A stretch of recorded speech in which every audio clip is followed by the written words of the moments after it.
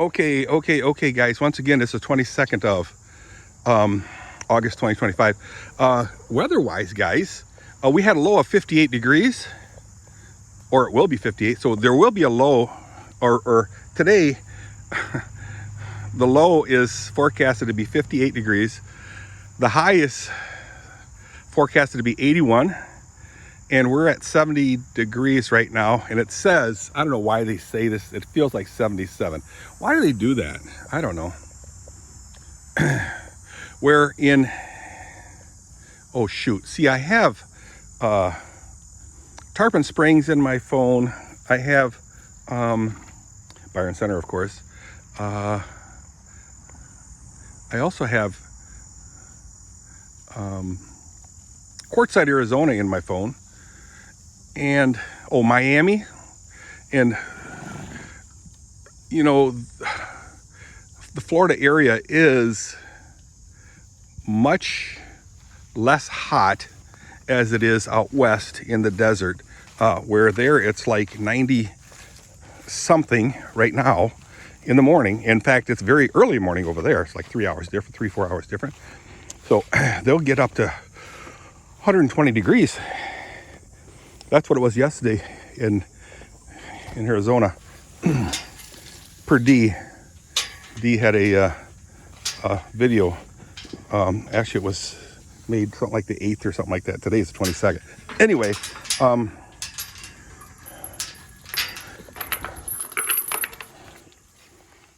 oh, mama, there we go.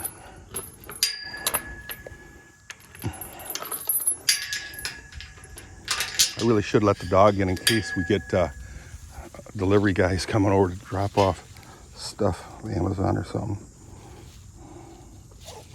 I'll turn the fence on. I think I'll do that. I just don't trust the dog out by herself. Yeah. Why not, Dirk? Well, because you can do some damage if you wanted.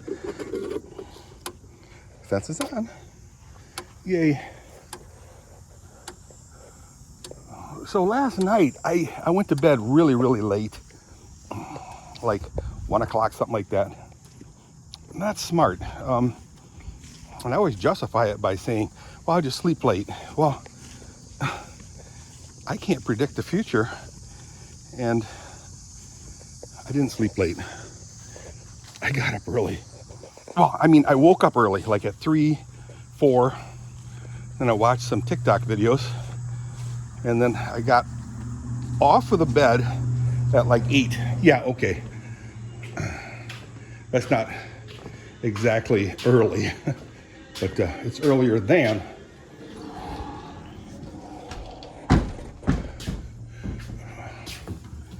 Or wait a minute, it's not that late, but it's later than.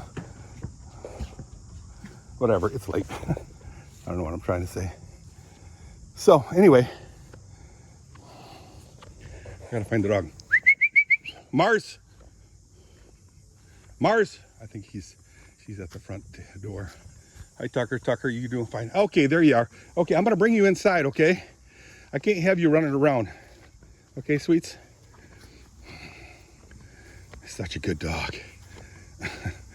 Very affectionate dog, but very needy in the sense that she needs a lot of physical activity, which is nice because she'll chase that orange ball right in the middle of your screen, the other side of the fence there, bull fence. Yeah, I know. Gotta fix this deck. Said that 20-some years ago. There you go. That's a girl. She gone. Anyway, like Dee says, anyhow, I gotta get in that barn and sit down. And I'll carry on the conversation. So, like I said before, the guys, musicians from Florida, tasked me. The last couple times I've been to Florida, they said, you need to learn songs cold. What does that mean? That means I don't use music. I mean sheet music. And I don't use lyrics, written lyrics on sheet music. Learn the chords first. Hours a day, play them. And then learn the words. Hours a day, sing them. Like in your car or something. Put it on YouTube and just play it till the cows come home. Moo. And then the next time I'm there, I'm supposed to play those 3 songs. The 3 songs are, I listed the chord progressions on Facebook. I'm gonna set you down here. Whew.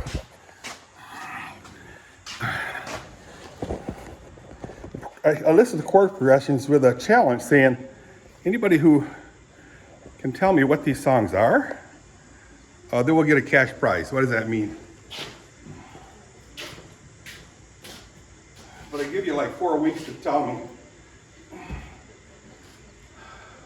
Like September 20 or something. You get a cash prize. Everyone who gets it gets a cash prize. But it's got to be to me by September 2025. You get a cash prize. I've done this before and nobody's ever been able to win. Oh, one person did, but they never came and to get it. They never came to pick it up. So that's not my fault. So,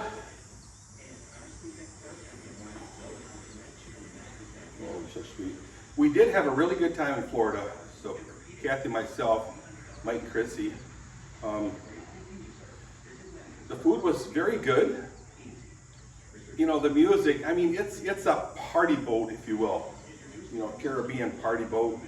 It's called Margaritaville on the sea, or Margaritaville at sea, Margaritaville of the sea, something like that. Anyway, it's not a big boat. It was like 14 stories tall. Not too wide, not too long, compared to the Royal Caribbeans or something like that. They're like twice as big. But it was good. Rooms were nice. Everybody there, all the workers were Indonesian, so I would talk to some of them. They'd go, oh, what? They got such a kick out of it. I mean, they really got a kick out of me talking to them. You know, and all I could say is like what my mom used to call us, anjing, monyet, nasi goreng. They didn't, oh, tai.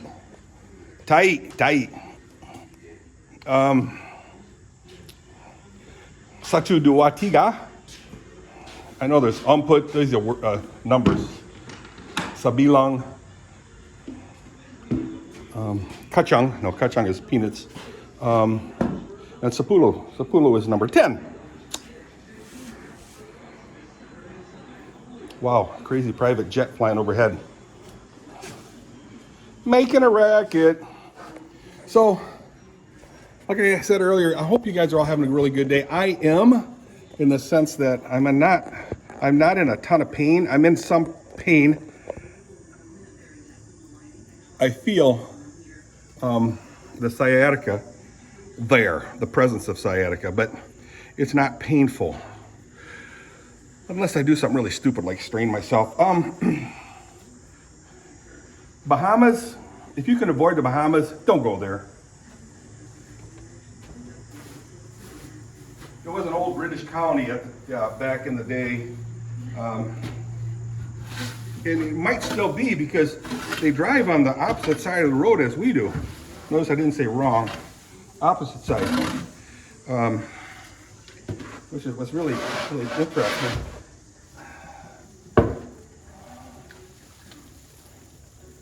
And it had the aura in certain places of third world country. So basically what happens is they're right in the line of hurricanes, right in direct line in the ocean. So which means, you know, the ocean basically doesn't slow down a hurricane. In fact, it makes it stronger. Since everything is open, nothing to cause any friction to the winds and the waves. It just runs and it picks up strength in the ocean. And then it'll hit an island or land and it's not good. At times, the waves can be, as reported, allegedly, up to 40 feet. Now those are stupid, crazy waves. Normal waves would be up to 20 feet tall, which would just wipe out communities, put them under. But being on the islands of the Bahamas, you're in, like I said, direct line of the hurricanes. And if you're an insurance company, it would be quite a risk to insure those houses. And a lot of them do not have insurance. So we saw, I said this before too, by the way, we saw high rises, I mean beautiful high rises, stucco high rises that were abandoned. When I say high rises, I'm talking about 20, 30 feet, I think, stories tall. Beautiful, gone, empty, totally empty. A lot of homes, because they didn't have insurance, they couldn't afford to fix them, were totally demolished. You know, the roofs pulled off, or at least damaged, to the point where there really wasn't any sense in living there. So, yeah, it was pretty bad. That was the Bahamas. I see no need to go there again. It was so hot on the Bahamas that day that we went, that it was really bad.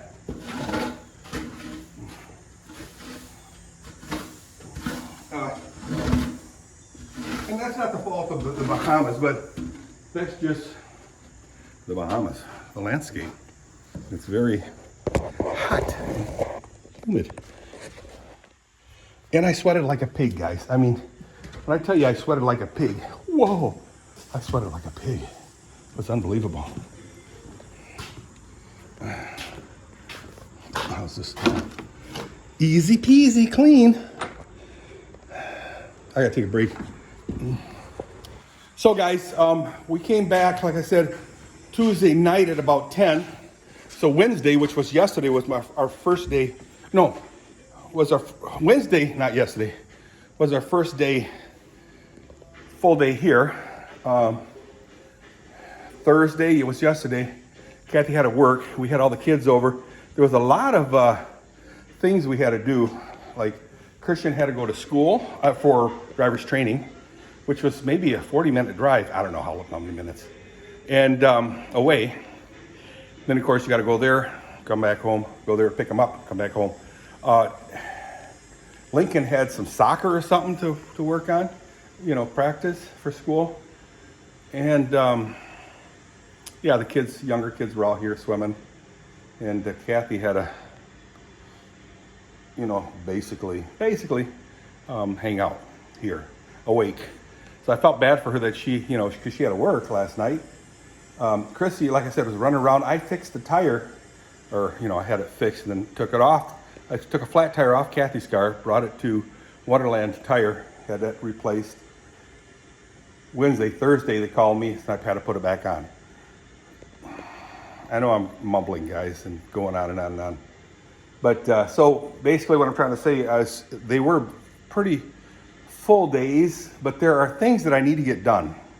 One is, I'm not including chores like the dishes or laundry, cleaning windows. I'm talking strictly stuff that needs to happen before it gets really, really, really cold. And one of them is this water here. This tank freezes over. I do have the line, this tank right here, will freeze over, insulated, and a hot heat tape going over it. And I plug that in the winter, and then this tank here has got a plug right here that's plugged into that wall. Really shouldn't be plugged in because, but it doesn't matter. It doesn't activate. Well, I'm gonna plug it anyway. It doesn't activate until it's, you know, below 32 degrees. But I want to cut this hose shorter, and then I want to close the thing, this whole box in, close it, and then have some type of heater in there. What kind of heater? I'm not 100% sure yet. I gotta figure something out. Keep it, you know, above 32 degrees.